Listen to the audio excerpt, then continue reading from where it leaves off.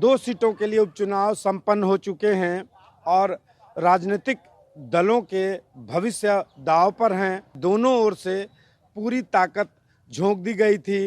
अब सवाल ये उठता है कि चुनाव के बाद जब मतगणना के नतीजे सामने आएंगे तो बिहार में किस तरीके की राजनीतिक परिस्थितियों का निर्माण होगा। देखिए, ये 2 सीट अगर आरजेडी के खेमे में जाती है, क्योंकि अंकों का गणित मैं बार बार कह रहा हूं कि अगर महागठबंधन के पास 115 है तो एनडीए के पास भी बहुत बड़ा फासला नहीं है, 126 है। अगर ये 2 सीट आरजेडी के खेमे में जाती है तो जो छोटी पार्टियां हैं, चाहे वो वीआईपी हों चाहे वो हम हों, ये जीतन राम मांझी जी और मुकेश साहनी दोनों किंग मेकर की भूमिका में होंगे या किंग के भी भूमिका में हो सकते हैं। ये पार्टियों को अगर अपने तरीके से ये दबाव बनाने लगेंगे तो हो सकता है कि इनको किंग की भूमिका भी दी जाए। अगर ये सीट जाती है जेडीयू के खाते में तो जेडीयू का कॉन्फिडेंस ये बढ़ेगा, इसलिए कि दोनों सिटिंग सीटें जेडीयू के पास थी।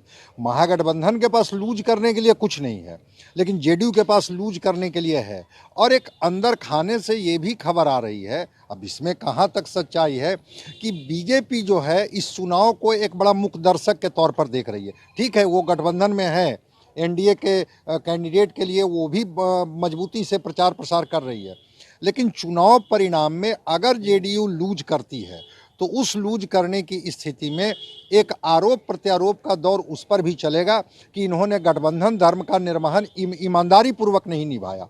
दूसरी तरफ जो चीज़ें दिख रही है कि कांग्रेस का अस्तित्व बचेगा या नहीं बचेगा, ये चुनाव परिणाम बताएगा। ये बाई इलेक्शन कई तरफ इशारा कर रहा है।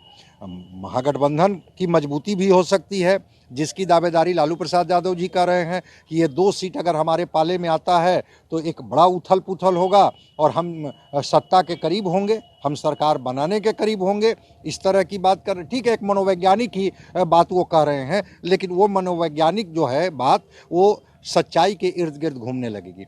अगर जेडीयू 2 सीट ये बचाने में कामयाब हो जाती है तो उनका कॉन्फिडेंस बढ़ेगा और जेडीयू फिर ये बताने की कोशिश करेगी कि जो आरोप हम पर लग रहा है कि हमने सरकार या सत्ता में आने के लिए हमने मैंडेट की चोरी की है, हम पिछले दरवाजे से आए हैं, और देख लीजिए जनता बाई इलेक्शन में भी मेरे साथ है। तो दोनों के परिणाम जो हैं वो अलग अलग तरह से हो सकते हैं। कांग्रेस भी एक तीसरा कोण बना सकती है। इसलिए परिणाम सत्ता की भागीदारी, सत्ता से बाहर और इन छोटी पार्टियों का एक दबाव की राजनीति, ये कई एंगल है। परिणाम आने दीजिए। सबसे बड़ा दिलचस्प देखना यह होगा कि लालू प्रसाद यादव की पार्टी राजद और कांग्रेस के बीच जो दरार आई है, क्या वह 2 सीटों के जीतने हारने के बाद यह पटेगी कि नहीं। लेकिन कुल मिलाकर के जो 90 के बाद से जो इतिहास दिखता है कांग्रेस का, उसमें ऐसा दिखता है कि लालू प्रसाद यादव ने प्रदेश स्तर के नेताओं को कभी नहीं लगाया। और इस बार भी यही दिखा, जब 2 सीटों पर राजद ने अपना उम्मीदवार खड़ा किया, कांग्रेस ने भी खड़ा किया, कहीं कोई बात नहीं बनी और फिर अचानक उन्होंने भगचोंधर से लेकर छुटभैया तक बिहार प्रदेश के नेताओं को कहा। यानी बिहार प्रदेश कांग्रेस के नेताओं को लालू प्रसाद के सामने कोई औकात नहीं। वो सोनिया गांधी से बात करते हैं तो कांग्रेस की स्थिति अभी यही है कि वो लालू के सामने सरेंडर की मुद्रा में है। मतलब यहाँ के कोई नेताओं में उतना दम नहीं है जो लालू प्रसाद यादव से सीधे बात कर सके।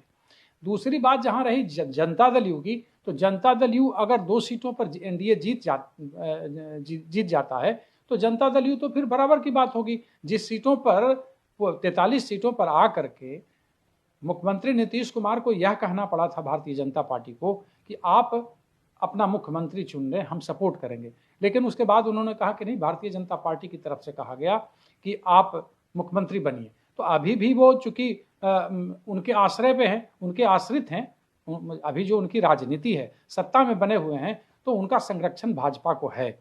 बेसिक तौर पे अब आगे जो परिस्थिति बनेगी उसमें यही होगा कि भारतीय जनता पार्टी का अभी पूरा जो फोकस है वो यूपी चुनाव है। अब जो सीटें आनी थी 73 सीट पे, 75 सीट पे राजद है, तो कुल मिलाकर देखने वाली बात, अगर राजद जीत जाता है, अगर इन 2 सीटों पर राजद जीत जाता है तो फिर एक बार लालू प्रसाद यादव तेजस्वी यादव को सीएम बनाने के लिए कसमकस जारी करेंगे। उपचुनाव में राजद और जदयू की साख दांव पर है। दोनों ओर से दावे भी किए जा रहे हैं। राजद की ओर से जहां ये कहा जा रहा है कि अगर दोनों सीटें हम जीतते हैं तो ऐसी स्थिति में सरकार बदल सकती है। इधर जदयू को इस बात की आशंका है कि सरकार बिहार में अगर रिजल्ट उनके उम्मीदों के अनुकूल नहीं आए तो डिस्टेबलाइज हो सकती है। ऐसे में साफ है कि चुनाव के नतीजों के बाद बिहार में कैसी राजनीतिक तस्वीर बनेगी, इस रहस्य से पर्दा उठ जाएगा। सहयोगी अशोक के साथ रंजीत, ईटीवी भारत, पटना।